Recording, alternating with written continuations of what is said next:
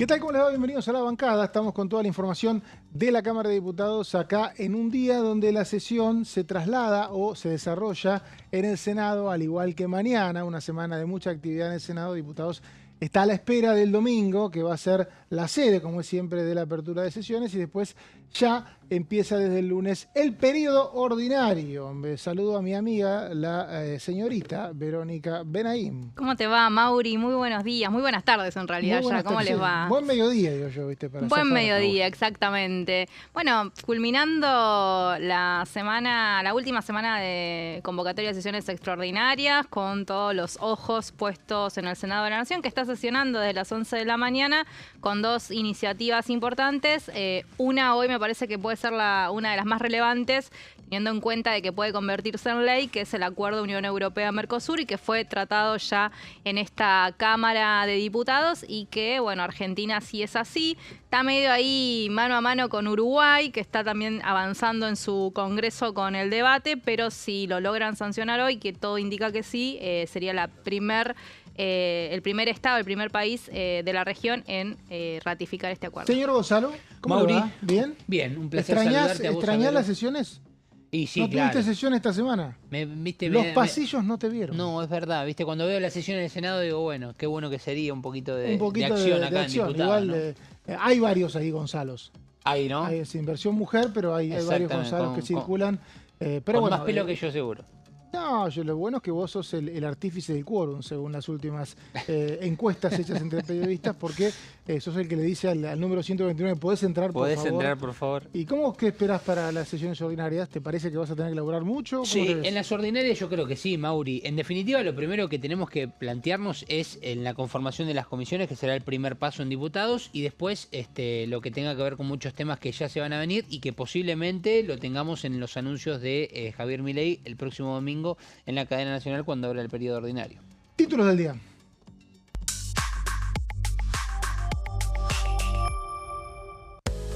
Apertura de sesiones ordinarias. Se formalizó la convocatoria a la Asamblea Legislativa del 1 de marzo.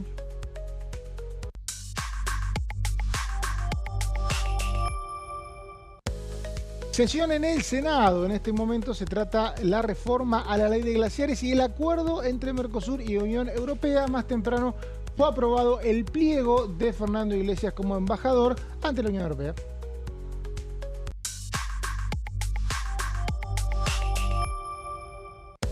Y una noticia que tiene que ver con el Ministerio de Seguridad. José Pereira fue designado como nuevo titular de la Unidad Antimafia. Bueno, a todos les vengo preguntando qué esperan para el próximo domingo. A partir de las 21 horas, Milei seguramente va a hablar, suele hablar 45 minutos, una hora, no mucho más, un discurso leído que suele tener mucha información y que en este caso se habla de que va a tener muchos anuncios, un poco por la expectativa que generó el éxito legislativo que tuvo el gobierno en febrero, que en realidad fue diciembre, no en febrero, porque fueron 3 meses trabajando para algunas aprobaciones y seguramente sanciones, pero bueno, eso generó cierto ímpetu en la Rosada, ¿no es así, Vero? Bueno, sí, es así exactamente, y la expectativa es que por primera vez en su tiempo de gestión, Javier Milei llega a un Congreso donde hoy tiene dos cámaras mucho más amigables y favorables en cantidad de números propios y también en cantidad de aliados y colaboradores a las iniciativas que viene proponiendo el gobierno. Llega también con leyes que van a estar sancionadas, que fueron pedidas exclusivamente por el presidente para tratarse en el periodo de sesiones extraordinarias, y con varias propuestas, ¿no? Habla de 50 reformas.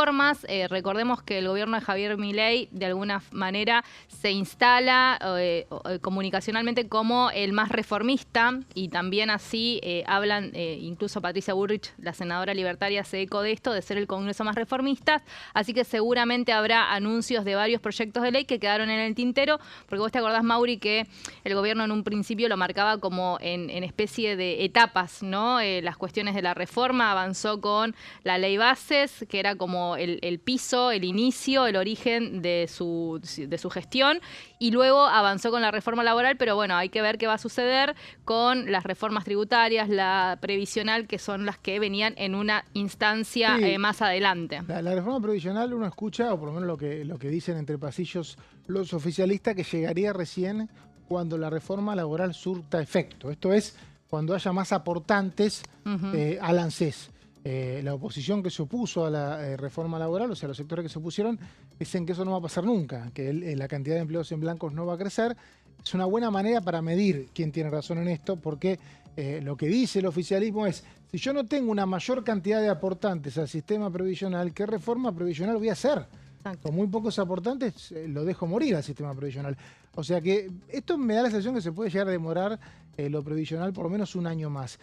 Temas tributarios es muy importante. Y temas políticos tiene que ser ahora. Realmente el año pasado se mandaron un pleno en el gobierno que le salió, que es suspender las primarias en una sesión extraordinaria de febrero, pero no corresponde que sea en año electoral, ¿no? Porque de hecho no sabíamos si íbamos a tener cierre de lista en abril o en septiembre. Sí, es verdad. Y Estábamos con agosto. el calendario. Terminó siendo en agosto, ¿ves? La diferencia, Sí. ¿no? Entre abril y agosto.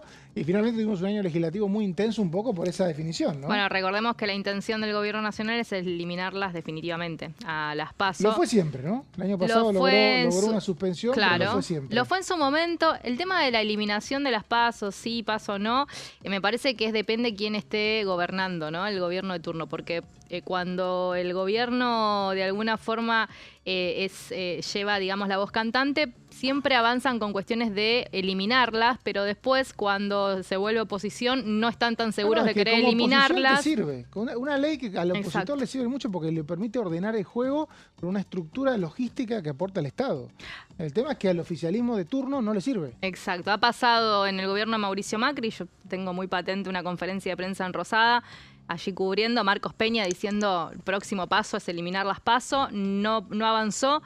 Se ha querido avanzar en la eliminación de las PASO en épocas de pandemia, con el argumento de la pandemia, de lo que se gastaba en un momento tan sensible para el mundo. Tuvimos una avanzada fuerte, ¿te acordás? Con el gobierno de Alberto Fernández. Unos con sectores, otros no. algunos sectores del peronismo que sí, otros sectores que no, y ahora este gobierno vuelve a la carga y la idea es plantear una reforma igual electoral. Reforma amplia. Gonza, aliados, vos que hablás con todos ahí, tenés confianza, para mí te chateás a cada rato.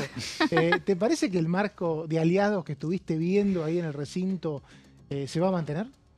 Yo creo que sí, Mauri.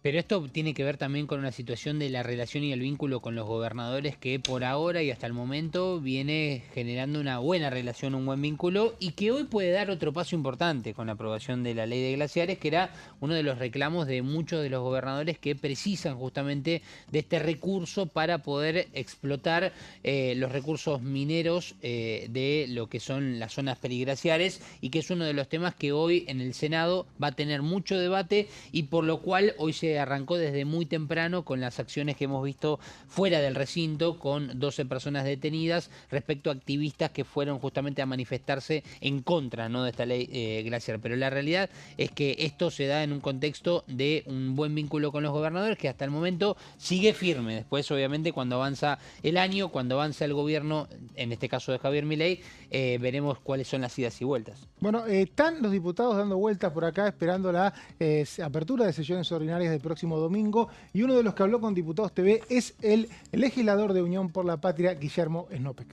Creo que lo que hay que volver a la Cámara es la solemnidad, la formalidad y el respeto. Creo que ese es el camino que tenemos que trazar. Volver a abrir las comisiones, no funcionaron el año pasado el 100% de las comisiones son para dar el debate, para plantear los temas y la realidad es que traemos cada uno de nuestras provincias. Así como marcaste, el Senado representa a la provincia, nosotros somos representantes del pueblo de la provincia. Bueno, ahí es a donde se da la discusión. Discutimos un presupuesto efímeramente, donde es el marco normativo del desarrollo y la posibilidad que tenemos en más las provincias del interior. O sea, nosotros queremos que la Argentina comience Jujuy, hoy no hay una mirada federal y creo que ese es nuestro objetivo. Escuchábamos a Snopek, que una provincia fue protagonista el martes en el Senado porque una conocida del diputado Snopek como Carolina Moisés no solo se fue del bloque peronista, sino que se convirtió en vicepresidenta del Senado. Así, todo en uno. Pero uno de los proyectos que no se llegó a tratar en las sesiones extraordinarias, pese a que ya fue enviado, tiene que ver con una ley que está vigente que el gobierno todavía no reconoce o no cumple a partir de interpretaciones que hace sobre la escasez de fondos y que tiene inclusive una judicialización. Bueno, la idea del gobierno es poder acordar todo en el Congreso a partir de un nuevo proyecto. Me estoy refiriendo a el financiamiento universitario. Vero Benaín sabe absolutamente todo el tema y yo no, entonces me voy a sentar a escuchar. No, bueno, básicamente ustedes saben que cuando Javier Milei extiende un día más el periodo de sesiones extraordinarias, no solo lo firma hasta el 28 de febrero, sino que también incorpora esta iniciativa que es un poco una idea de la Casa Rosada de avanzar con el financiamiento universitario y también el salario docente desde el punto de vista del Ejecutivo, en este caso, teniendo en cuenta de que el Congreso de la Nación sancionó una ley que fue vetada por el mismo Javier Milei el año pasado y que después las dos cámaras insistieron y volvió a concretarse la ley que hoy está básicamente judicializada. Bueno, ayer hubo un plenario, en realidad hubo reuniones, digamos, extraoficiales, pero se convocaron a rectores universitarios desde el lado de la oposición, distintos espacios políticos, para empezar a buscar una postura respecto a esta iniciativa que ingresó en los últimos días a la Cámara de Diputados. Obviamente hay una postura desde la oposición, hablo de Unión por la Patria, parte del socialismo, Coalición Cívica y la izquierda, en rechazo. Estoy muy perdido, sí. Te voy a preguntar. Porque hubo una versión de la Casa Rosada de que este proyecto tuvo el aval de rectores. Son muchos rectores, sí, ¿no? Son 40 y pico, creo. Después hubo un comunicado del Consejo Interuniversitario, siempre es difícil decirlo, que supuestamente va en contra de este proyecto. ¿Cuál es el panorama? Me perdí. Ayer hubo un evento acá en Diputados. Estoy perdido. El panorama, al menos del evento en el que participaron algunos rectores ayer, es que esos rectores que participaron no ven con buenos ojos esta iniciativa que manda el Ejecutivo y que básicamente lo que dicen es insistir en la ley que ya sancionó el Congreso y que decíamos que hoy tiene parte judicializada. Estimamos que el gobierno habló con sectores de rectores. Hay que ver, como siempre, vos sabés que hay dos bibliotecas, siempre hay dos aguas divididas, y digamos. Rectores. Y varios rectores que tienen una postura y otros tienen rector otra. Tiene su biblioteca. Claro. Exactamente. Así que bueno, habrá que ver cómo avanza. Recordemos que va a quedar para el periodo de sesiones ordinarias después del 1 de marzo y que tendrá que pasar por la Comisión de Educación y la Comisión de Presupuesto porque justamente habla de dinero. La normativa, decíamos, la primera placa es un poco lo que decíamos al principio, que fue sancionada el año pasado, pero vamos al detalle de la iniciativa. Es muy cortita igual, son 6 páginas el texto que mandó el gobierno, el Ejecutivo Nacional, 2 de fundamentación y después los artículos. Son muy poquitos los que se modifican porque en realidad van a trabajar sobre la modificación de la ley que ya dijimos todo el recorrido que hizo, ¿no? Se sancionó, se vetó, se volvió a insistir. El gobierno no reconoce esa ley, pero sí la reconoce cuando pide cambiarla. Exacto, porque va a trabajar sobre esa sobre modificaciones. Modifica el pago de los salarios de docente y no docentes, ese es un poco lo que pretende hacer. La ley votada por el Congreso, que es la 27.795, estableció que el Estado debe pagar al menos todo lo perdido por el índice de precio al consumidor, por lo que tiene que ver con la medición de inflación, desde diciembre del 2023. Es decir, que establece la vigente un retroactivo, ¿no? Que los docentes vienen hablando de que han perdido un porcentaje muy importante por el no aumento de las paritarias, básicamente, y porque, la inflación, si bien venía a la baja, de alguna forma los venía aniquilando en el tema de lo que venían percibiendo. Claro, ese número que está ahí, que es 38 en el 24 y 14 en el 25, sí, no es la inflación, digo, alguno lo ve y dice, no puede ser. La diferencia entre los aumentos que tuvieron y la inflación que hubo. Y la inflación que hubo, exactamente. En el segundo semestre de 2024, recordemos, la inflación fue muy a la baja, entonces en ese momento se terminó de caer una pérdida de poder adquisitivo que parecía imposible de detener todos los meses, en casi todos los rubros. Por eso el número no quedó tan alto, ¿no? Exacto. Ellos hablan de perder en el 2024 casi un 40% de su salario y en el 2025, por esto que explica Mauri, el 14%. El nuevo proyecto, en la siguiente placa, establece recomponer lo perdido, veníamos diciendo, en 2025, a partir de una recuperación del 12,3%, es decir, que propone un 12,3%, que se va a pagar en 3 tramos de 4,1% cada uno. El primero se va a empezar a pagar a partir de este 1 de marzo, después el 1 de julio y el 1 de septiembre. Esto está establecido así en el proyecto. El texto del gobierno propone una paritaria trimestral. Esto también porque en el otro texto quedaba abierta la paritaria todos los meses. Bueno, básicamente. ¿Pero no era bimestral en el proyecto? ¿En la ley? No. Creo que es bimestral. ¿Y en este trimestral? En esta es trimestral, exactamente. Claro, un mes más. Pero no se menciona el diferencia, compromiso. No se menciona el compromiso del aumento mensual por inflación, no está escrito, digamos, eso. Y el nuevo proyecto se refiere a 2026 en lo que tiene que ver con actualizar por inflación lo que supere lo presupuestado, que es el 14. Si hay una inflación mayor al 14,6% anual, habla de básicamente de compensarlo. Establece un refuerzo. Esto es otro punto también importante, que es el refuerzo específico para los hospitales universitarios de 80.000 millones de pesos. Como el hospital de clínicas, por ejemplo. Claro, desde la oposición están depende cuestionando. De la UBA, ¿no? Depende de la UBA, ¿no? De la UBA, exactamente. Desde la oposición, este punto también lo están cuestionando. Porque no les quedaba, digamos, muy claro cómo iba a ser este refuerzo que se estaba estableciendo en este artículo, que creo que es el número 3. Y el reparto. Y el reparto, exactamente. Eso te iba a decir, claro, el reparto, porque uno de los temas que tenía la ley era que tenía que tener un reparto. Sí. Y algunos no sabían si era proporcional a la cantidad de alumnos, si era proporcional o si era de forma equitativa. Ese era un tema, ¿no? El tema de una de las grandes discusiones que hubo. Una discusión que llegó a este Congreso porque el gobierno de alguna manera no logró encauzar el vínculo en las paritarias que tiene con los rectores. En realidad sí, con los rectores, que después los rectores tienen paritaria con los propios alumnos. Sí, en cuanto al de hospitales... Alumnos no, perdón, docentes. Lo que expusieron desde la oposición es que desconfían de este dinero que se está dando porque ellos lo que dicen es que se está queriendo comprar voluntades en universidades que tienen hospitales clínicos. ¡Epa! Fuerte eso, ¿eh? Muy fuerte. Esa es la... Una denuncia muy fuerte de la oposición. ¿Qué es la oposición? Tiene que hacer algún espacio específicamente lo mencionó la diputada Luz Cámpora.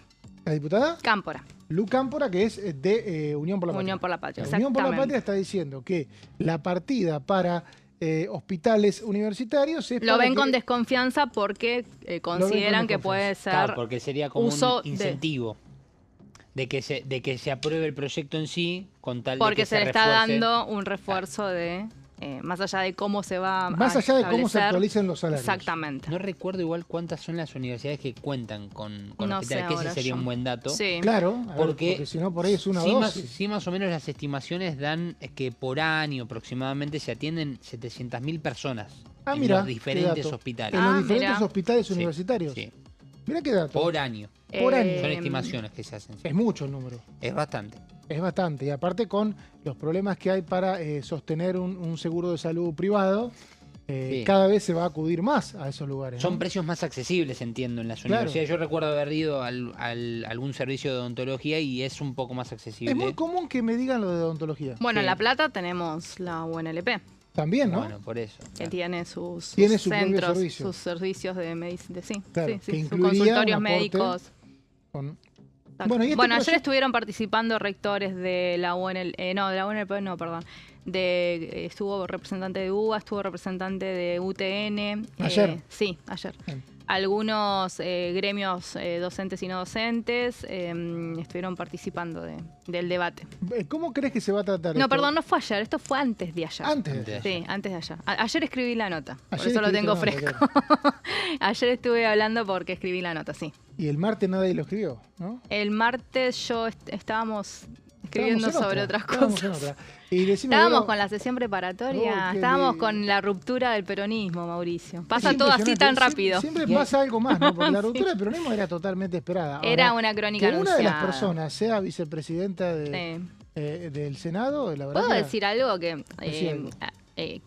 también hay que, o al menos lo que a mí me contaron que sucedió en labor parlamentaria en el Senado, es que desde el lado de Unión por la Patria, ustedes saben que ellos no están participando o no quieren formar parte de nada que tenga que ver con lo institucional porque consideran que de alguna forma se está haciendo todo de manera ilegal, digamos, ¿no? Entonces, al no querer formar parte de nada que tenga que ver con la institución, le quedaba el camino liberado a este sector del peronismo que se partía. Sí, no hubo grandes quejas y aparte en la misma Estaba sesión, acordado eso. en un juego de ajedrez muy interesante, en la misma sesión Patricia Bullrich hizo elegir los integrantes de la Auditoría General de la Nación, Claro. y ahí sí el peronismo tuvo un auditor. Y con las lecturas que se han hecho de cómo elegir los auditores, podría habérselo evitado, ¿eh? Podrían haberlo dejado sin auditor. Exactamente. Podría haber habido un juego de alianzas y contra alianzas. Pero no. Y no hubo. Entonces, de alguna manera, Unión por la Patria, ya no se llama Unión por la Patria, se llama Populares, tuvieron que avalar la votación de autoridades para luego quedarse con un auditor. En este momento, recordemos, el Senado está sesionando, está tratando el acuerdo Mercosur-Unión Europea. Empezó el debate alrededor de las 12, después de que el exdiputado Fernando Iglesias, quien presidió la Comisión de Relaciones Internacionales acá en esta Cámara, sea consagrado, en realidad elegido, como embajador ante la Unión Europea. Concretamente lo que ocurre es que el Senado tiene que aprobar el pliego, o sea, la propuesta que hace el Poder Ejecutivo. 38 votos contra 31. Medio peleado. Poquito. Peleado. Habitualmente los senadores suelen, digamos, los pliegos de los senadores suelen tener Más acuerdo. mucho más acuerdo. Se estima una votación, 18 oradores, me decían, estamos viendo ahí el debate del Senado en este momento, acuerdo Mercosur-Unión Europea. Atención que puede llegar a salir casi por unanimidad, me dicen. Mucho acuerdo en Unión por la Patria, insisto, el peronismo, para ser más concreto. Justicialistas ahora también. No, pero viste que están los santiagueños. Sí. Entonces, No, porque los peronistas son los justicialistas. Sí, bueno. claro, viste, bueno, Está el complejo, peronismo quieren votar casi todos. Esto Menos Di Tulio y de y Pedro. de Pedro serían 2 votos en contra. Por ahí algunos se abstienen después, pero va a haber una gran mayoría aprobando este acuerdo. Y después viene el plato fuerte con la ley de glaciares, la reforma de la ley de glaciares, que los votos están bastante justiniani, pero el gobierno tiene expectativas de una aprobación. Nos vamos a una pausa, enseguida volvemos con más La Bancada.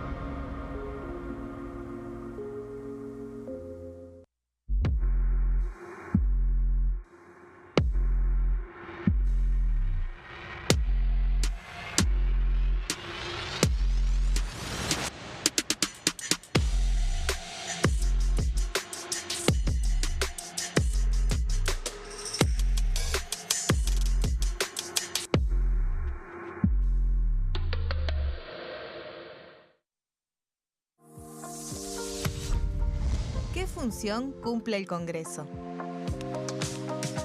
El Congreso ejerce su función legislativa a partir de la deliberación y sanción de leyes que busquen el bien común de todos los habitantes. Durante 2024 se sancionaron 44 normas de enorme trascendencia, como la Ley Bases y Puntos de Partida para la Libertad de los Argentinos, la Ley de Medidas Fiscales Paliativas y Relevantes y la Boleta Única de Papel.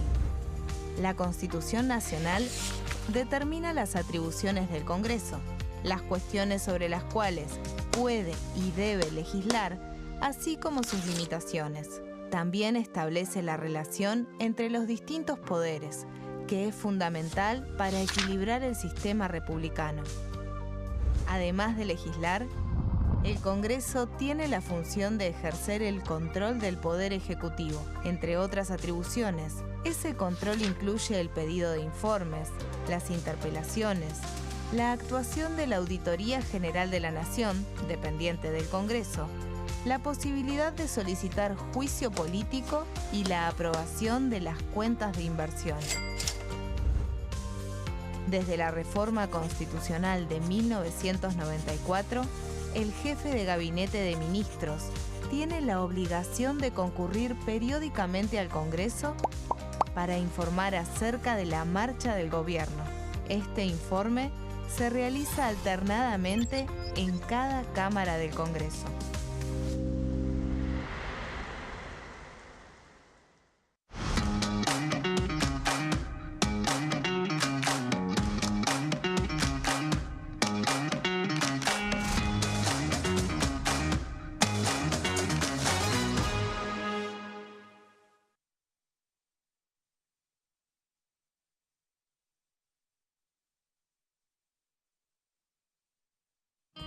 El sarampión es una enfermedad viral altamente contagiosa.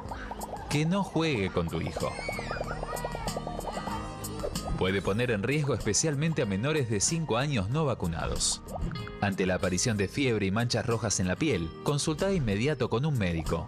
La vacuna es la única forma de prevenirlo y es parte del calendario nacional de vacunación. Es segura, gratuita y está disponible en vacunatorios, centros de salud y hospitales públicos del país. Vos ya tenés esta vacuna. Dásela a tus hijos. Elegí prevenir.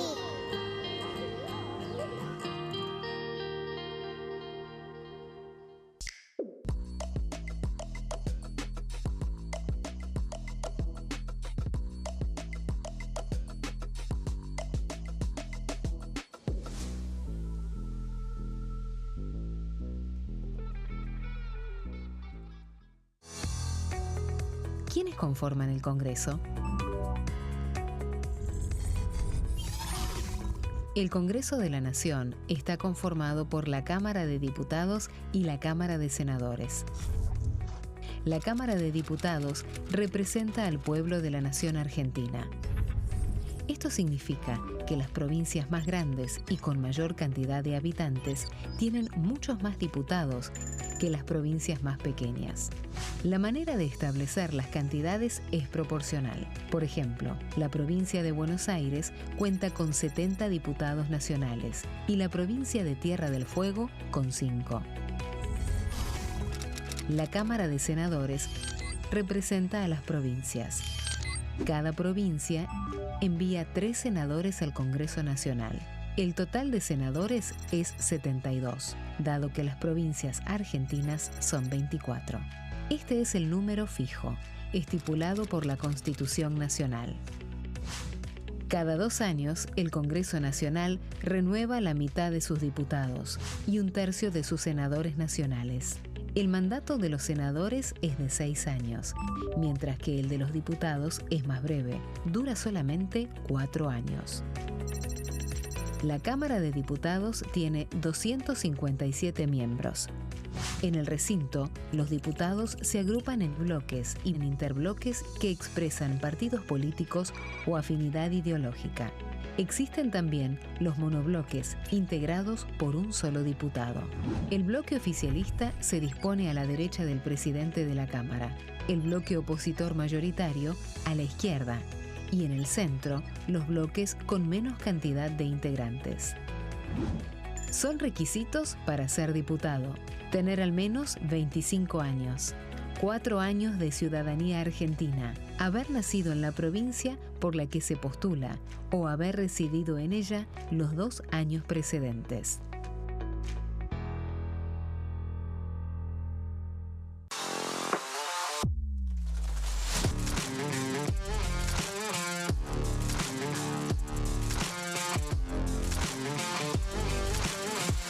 Orden del día, de lunes a viernes, 11 horas.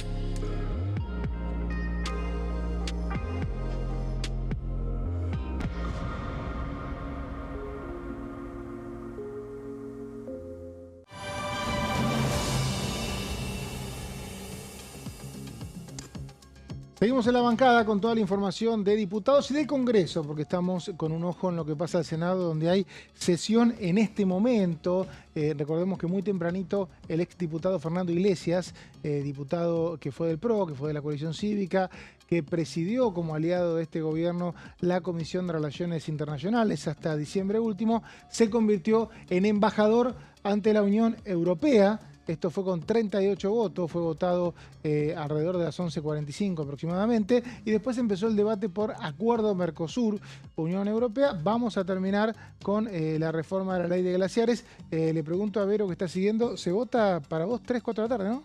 Sí, aproximadamente. Se bajaron los discursos del oficialismo. Hubo un momento donde la senadora Patricia Bullrich acudió al palco, donde está siguiendo el debate Pablo Quirno, que es el canciller argentino. Tuvieron un diálogo y cuando bajó al recinto nuevamente definieron que el oficialismo iba a dejar los discursos en manos de la oposición, por eso esto hace que se adelante el horario de votación y se espera que sea entre 15 y 16 horas exactamente. Ahora ya están los cierres, porque está cerrando la primera que hace el cierre, que es la senadora de Misiones de CUT. Claro, y después tenemos varios cierres. Habitualmente algunos cierres duran 40 minutos, otros un poco menos, pero eso va a demorar seguramente por lo menos 1 hora y media, 2, en la votación. Y después ley de glaciares, ¿cómo la ves? ¿Rápida? Ley de glaciares, y habrá que ver, hay un tema con los aliados, tanto en el radicalismo como en el PRO, hay posturas divididas. Hubo una reunión del organismo, ahora no me sé, Comeca, ¿no? Comeca, que es el que reúne a autoridades provinciales vinculadas al medio ambiente, a los ministros de medio ambiente de las provincias. Hubo una reunión días atrás y allí hubo una votación que fue, me parece, muy importante, ¿no? Porque trataron el tema de la reforma de ley de glaciares. 8 provincias votaron a favor y 8 provincias votaron divididas. Y me parece que eso es lo que se está trasladando ahora al recinto, sí, ¿no? había unas propuestas del radicalismo que quería modificar parte del texto y la obligación de Patricia Bullrich de escuchar a quienes le dan los votos para llegar a una mayoría. COFEMA, perdón, dije cualquiera. El COFEMA. Sí. Que llega, necesita por lo menos llegar a 37 votos. Tiene la ayuda de varios peronistas que provienen de provincias mineras que van a votar a favor. Pero si el radicalismo, que tiene 10 votos, y los hace valer y mucho en el Senado, de alguna manera se revela. También debería Bullrich tener una mirada espejo con diputados. No vaya a ser cosa de que en esta Cámara este tema genere resistencia y después tenés que tratarlo, ¿no? Porque uno piensa, bueno, lo modifican. Bueno, pero lo modifican si se trata. Sí, bueno, hay desde hace ya un tiempo, cuando se firmó el dictamen en diciembre, junto con el de reforma laboral, se dejó abierta la posibilidad, porque el radicalismo firmó en disidencia justamente. Acompañó el dictamen de mayoría, pero firmó en disidencia y se dejó abierta la puerta a modificaciones en el recinto, que es lo que va a suceder en el día de hoy. Hay sectores que van a proponer modificaciones y el acuerdo, digamos, es que eso suceda. Claro, eso por ejemplo, Terenzi de Chubut.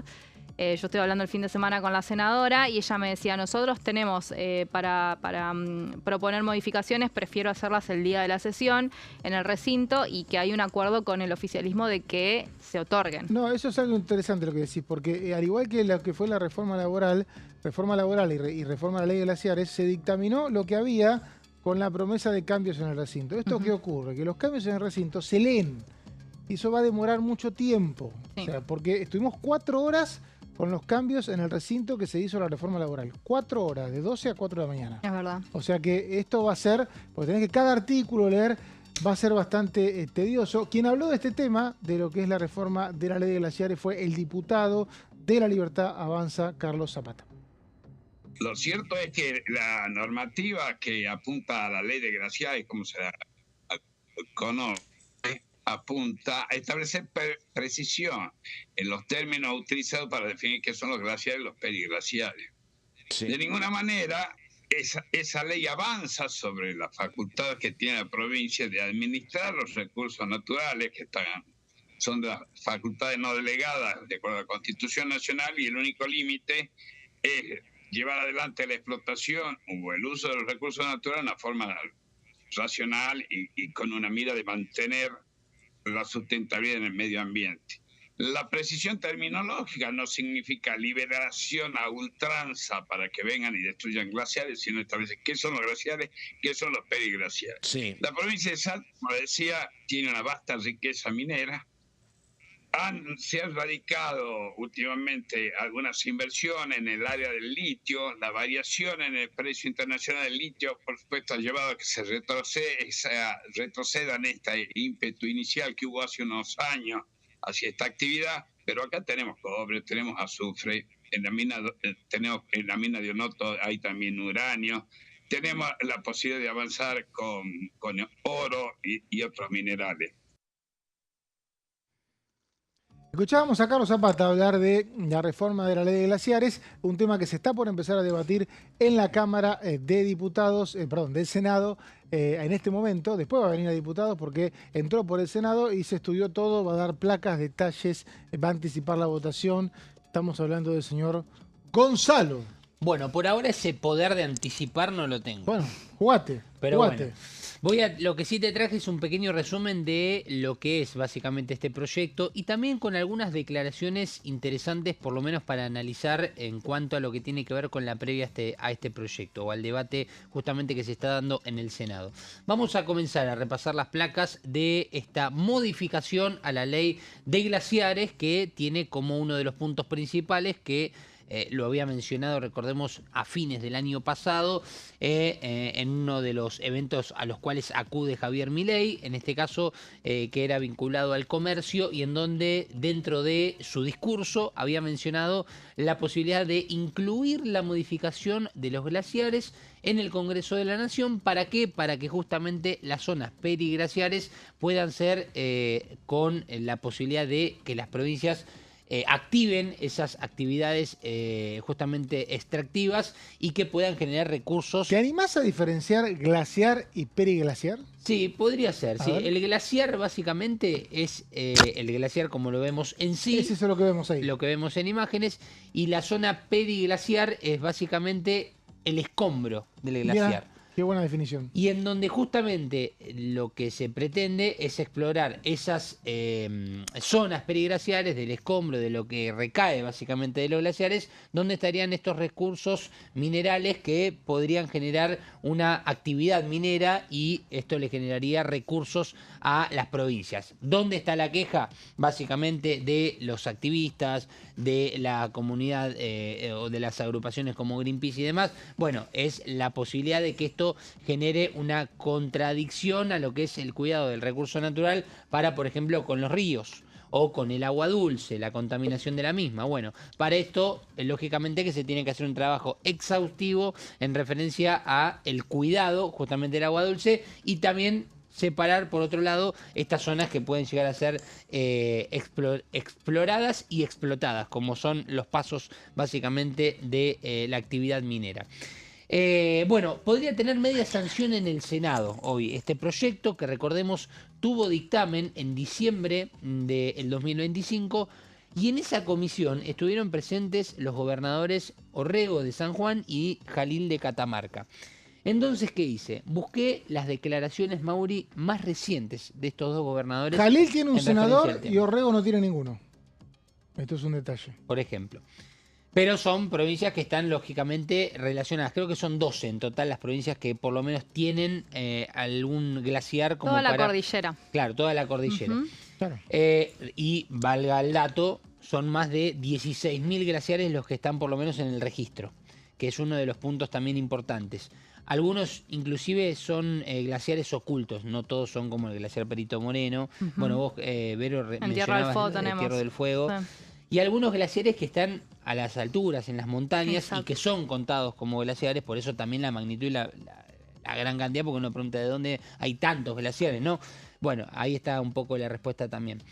Bueno, Marcelo Orrego, el gobernador de San Juan, hace muy poquito tiempo reflexionó respecto a lo que tiene que ver con la aprobación de esta modificación a la ley de los glaciares y dijo: la votación en el Congreso, o sea, lo que va a suceder en horas en el Senado, representa una decisión trascendental para San Juan, dijo Orrego en este caso. Cada legislador deberá decidir, escuchen bien esto, si está del lado del trabajo y la inversión o del lado de la incertidumbre. Tremendo. Tremendo. Un poco de presión metió, ¿eh? Pujante, Nunca del medio ambiente. Claro, pujante y directamente yendo hacia lo que le podría generar como recurso económico a las provincias, el hecho de... San Juan siempre fue actividad una de las minera. primeras provincias que aceptó la minería. Recordemos que las provincias son las que tienen la facultad de avalar la explotación o no de los recursos, y fue en su momento la principal opositora a esta ley que ahora se va a reformar, año 2010. En ese momento era el gobernador José Luis Gioja. Y bueno, la defensa que hacen los sanjuaninos es que efectivamente el Producto Bruto Interno a partir de la minería creció muchísimo. Dicen, si fuiste a San Juan ahora, tenés que meterte en la máquina del tiempo, ir hace 25 años y era absolutamente otra provincia. Y bueno, dicen todos los gobernantes de San Juan que no tuvieron problemas de abastecimiento de agua más graves que los que hay en provincias que no tienen minería y que están en zonas desérticas, ¿no? Ese es el debate. Bueno, y dentro del debate de esa comisión, recuerdo que había, no sé si fue Orrego o si fue Jalil, que habían mencionado la gran capacidad de puestos de empleo que se podría generar con esta modificación. Bueno, y justamente hablando de empleo, vamos a... También la minería tiene empleos complicados. Es un sector, claro, digamos, que generalmente...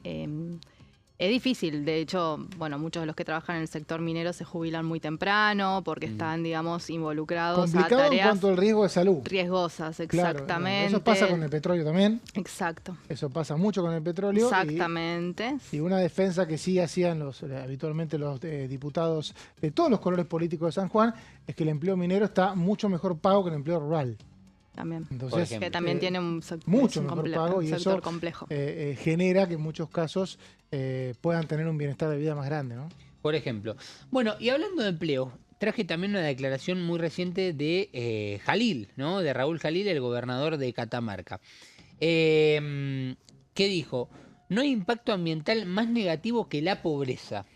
Dijo Jalil, básicamente apuntando a lo que es el impacto ambiental, que es algo que se está debatiendo y que se está tratando de instalar. Muy rimbombiante tuvieron los gobernadores, no tiraron letras finas del proyecto. No, fíjate que... Fueron de barricada. Sí, una de las declaraciones fue el hecho de la frase de el impacto ambiental, que es una de las cuestiones que se está cuidando con los activistas en la calle. Lo vimos hoy bien temprano en la calle Irigoyen, entre Combate de los Pozos y Entre Ríos, y con lo que implicaría el hecho de perderse una cierta cantidad de puestos de trabajo que haría salir, entendemos, a algunas de las personas, no vamos a hablar de toda la provincia de Catamarca ni de toda la provincia de San Juan, pero sí que podría sacar a algunas personas de la pobreza, entendiendo que pueden llegar a realizar estas prácticas. Es que ese es el gran debate, siempre fue el gran debate, ¿no? Medio ambiente versus producción. ¿No? Fue el gran debate, y en épocas de la revolución industrial, cuando se instalaron muchas plantas. La revolución agrícola, que le sirve a Argentina para tener divisas, y que también tiene una transformación de la naturaleza. Y a su vez para producir más y multiplicar. Y bueno, se usan instrumentos que en otra época no se usaban. Quien lo usa te va a decir que los usa de la mejor manera posible. O sea, es como que es complicado ir contra un sector solo por el tema compensar a los dos sectores. Es muy difícil. Claro, siempre se cede de una manera, ¿no? Sí, y que abrimos paréntesis ahora dentro de lo que es el acuerdo Mercosur-Unión Europea. No nos olvidemos que muchas empresas, o en realidad todas las empresas de los distintos países del Mercosur que van a participar de este acuerdo, en caso de que se termine aprobando en todos los países, van a tener que cumplir también con una cierta cantidad de reglas del Acuerdo de París, porque lo implementa justamente hoy en día la Unión Europea, y también para las empresas desde lo que es el cuidado del medio ambiente, la sostenibilidad, los derechos laborales. Es una de las cosas que muchos sectores del peronismo que hoy van a votar querían remarcar. Que el acuerdo Mercosur-Unión Europea ratifica convenios internacionales que este gobierno cuestiona. El caso de los convenios ambientales, claro. E inclusive es una cuestión de multilateralismo, lo que es un pacto comercial con un continente tan grande en cuanto a cantidad de países, que obliga a otra gimnasia de política exterior, ¿no? Y recordemos que entre medio de todo eso atraviesa la Agenda 2030, que hoy no se está hablando demasiado, pero que al menos tanto muchos países de Europa, Argentina en su momento, que estaban trabajando en pos de llegar a esta agenda Bueno, con 10 propuestas. La cuestiona, el gobierno actual la cuestiona, exactamente. Considera que es una agenda innecesaria y va a tener que conciliar ese posicionamiento con el trato que tiene con la Unión Europea. Exactamente. Bueno, y la otra declaración que veíamos ahí de Raúl Jalil es: si hoy no tuviéramos minería, que es un poco, Mauri, lo que decías vos, o Vero, no recuerdo recién, tendríamos 7.000 empleos menos. Creo que yo. Creo que vos lo habías dicho. Vos lo dijiste. Lo dijo Mauricio Cantón. Claro. Muy bien, ahí está. Muy bien, Vero. Ahí está en este caso. Bueno, son empleos bien pagos en zonas donde el poder, el salario real está mucho más bajo que en las grandes urbes. Pero las veces que fui a San Juan me pasaba eso, que veía que por trabajar en la minería, inclusive por proyectos mineros chiquitos, no grandes, tenían salarios similares a los de las grandes urbes y el costo de vida era infinitamente menor. Sí. Entonces, bueno, y ahí te sumo lo de los petroleros, de todas maneras es lo mismo, o sea que el salario en el sector petrolero siempre es más alto que en otros sectores, por las tareas de las que estamos hablando, ¿no? Y te quiero poner un ejemplo con esto de que hablaba, lo que dice Jalil. Hoy tenemos una situación de disputa con Aluar, la empresa de aluminio en el sector Puerto Madryn. De Puerto Madryn, en el sector de la Patagonia, en la provincia de Chubut. El otro día me decían, cuando se crea Aluar en Puerto Madryn, se crea durante la dictadura, es un proyecto desarrollista de la dictadura militar, de época de Onganía. Cuando se crea esa empresa, en Puerto Madryn había 5.000 habitantes. A partir de la activación de Aluar, hoy Puerto Madryn tiene más de 100.000 habitantes. También el turismo, ¿no? También el turismo, pero digo que... En esa época no había turismo. Digo, como las industrias, en este caso estamos hablando de la situación más industrial, no tanto extractivista como es la propuesta de la minería, pero sí como también a partir de esas creaciones o generaciones de instalación se genera, digamos, que se reactive o crezca una población que vive en torno, que nazca una ciudad, que vive en torno de esa producción. Tú hablas de 5.000 a 100.000, casi que nació una ciudad, una ciudad que no existía. Yo recuerdo a Madrid, fui hace casi 20 años y eran 60, 70.000 personas y me decían, esto es nuevo, esto no existía hace poco tiempo y ahora me decís 100.000, por eso, esto es infraestructura, es trabajo, es desconcentración también de la población y bueno, obviamente que hay un daño al medio ambiente como lo hay en la actividad agropecuaria. Eso como y en la petrolera. Y en la petrolera, exactamente. Todas las actividades. Bueno, completamos. Bueno, completamos con las últimas 2 placas. Después de las frases de los gobernadores que pudimos recoger, aclaramos. No lo dijeron en la comisión, son declaraciones de el último tiempo. Pensé que habían estado ahí tribuneando. No. Igual vinieron, estuvieron en la comisión. Que justamente traje la declaración de ellos dos porque habían estado, pero quería aclarar que las declaraciones son más recientes, no son de diciembre del año pasado cuando estuvieron en la comisión.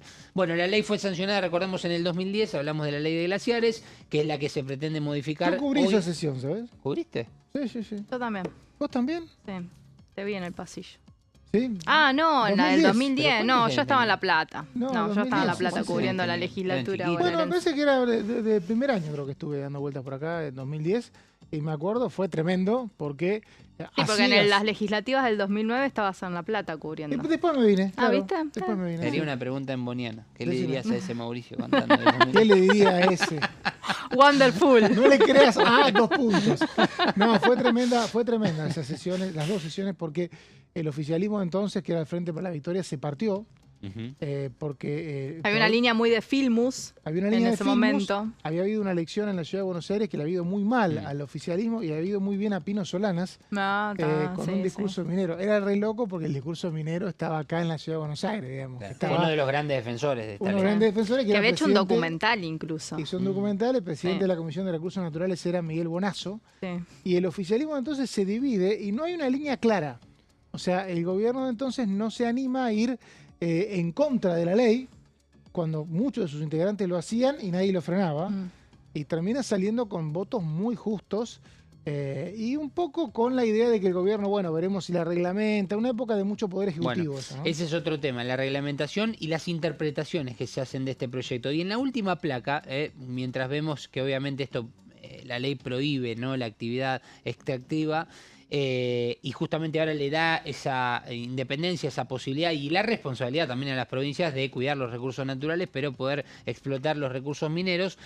Flavia Rollón, la ahora senadora representante de Salta, ex ministra, Dijo hay una declaración muy interesante en una entrevista que realizó hace muy pocos días. Está todo prohibido en lo que está hoy contenido en el inventario. El inventario es, bueno, el registro básicamente de cuántos glaciares hay a nivel nacional, claro. Están protegidos. Protegidos, claro. Dice, hasta tanto no se compruebe con estudios técnicos científicos que no tienen ninguna función que afecte ni al agua de consumo humano, ni a la agricultura, ni a la biodiversidad. ¿Qué quiere decir con esta frase? Básicamente, bueno, que se tiene que investigar, que se tienen que estudiar, básicamente, y ahí es donde se va a delimitar qué está prohibido y qué no está prohibido, en lo que seguramente hoy o ya habló o habrá hablado. En un rato no empezó el debate. El debate claro, yo creo que va a ser un debate intenso. Va a ser un debate intenso y una votación en particular durísima. Sí. Me venimos a decir varias Justa, horas. Pero va a salir. Yo creo que se va a salir. sanciona. Bueno, Yo creo que gira diputado. Yo te decía lo del COFEMA, de las provincias que habían estado en contra. Una de las que está en contra, hablamos de... Si hay votación en particular es porque hay votación en general, claro. Sí, hablamos de, digamos, esta reunión de las autoridades de medio ambiente de las provincias. Es Santa Cruz. Vos sabés que el glaciar más importante, el más conocido de todos, está ubicado en la provincia de Santa Cruz, que es el Perito Moreno. Sin embargo, la provincia... En Calafate. En Calafate, claro. En Salta. No, Calafate. En Calafate. Sin embargo, Santa Cruz es una de las provincias más, digamos, mineras que hay en el país. ¿Sí? Tiene un gran porcentaje de minería. Hay una zona que se llama Sierra León, por ahí. Es muy... y Dragón, bueno, ahora no me acuerdo los nombres de las cuencas, pero es muy... tiene mucha explotación y bueno, justamente su gobernador viene de un sector energético en este caso, claro, ¿no? Pero Claudio Vidal. Claudio Vidal, bueno, sigue el debate en el Senado. Acaban de informar que el Parlamento de Uruguay ya aprobó el acuerdo entre Mercosur y la Unión Europea. Se convirtió en el primer país en hacerlo de Mercosur. En breve ya Argentina se va a convertir en el segundo. Se espera una votación entre 3 y 4 de la tarde. Queda Paraguay. ¿Cómo primerearon? Porque todos quisieron apurar, hicieron una pelea rioplatense ahí. Pero Uruguay metió todo en una semana, en el lapso de una semana. Lo trató ayer, creo que se vio en Cámara de Senador y viste, es un congreso bicameral, pero lo trató ayer en una Cámara y hoy ya lo convirtió, o sea, me hace acordar las sesiones de la Legi bonaerense que pasaba enseguida el proyecto. Ese era ese día, el mismo día. Era. Sigue siendo así. Que resta obviamente Paraguay y Brasil, que no obviamente hay acuerdo, y la mayor discusión va a estar en el Parlamento Europeo. Brasil lo pateó a marzo, me parece. Lo pateó a marzo, sí, pero bueno, uno estima que va a haber acuerdo, y la mayor discusión en el Parlamento Europeo, que le pidió un informe de impacto a la Comisión de Justicia, y sabemos que en Europa los países ceden soberanía a el organismo, que en este caso es la Unión Europea. Por lo tanto, una parte del acuerdo pasa por los congresos locales y otra tiene que dirimirse entre los legisladores del Parlamento Europeo. Esto puede demorar un buen tiempo. Gracias, Vero, por la compañía. Gracias, señor Gonza. Un placer, Mauri. Gracias a ustedes. Hasta mañana de vuelta acá a las 13 en La Bancada.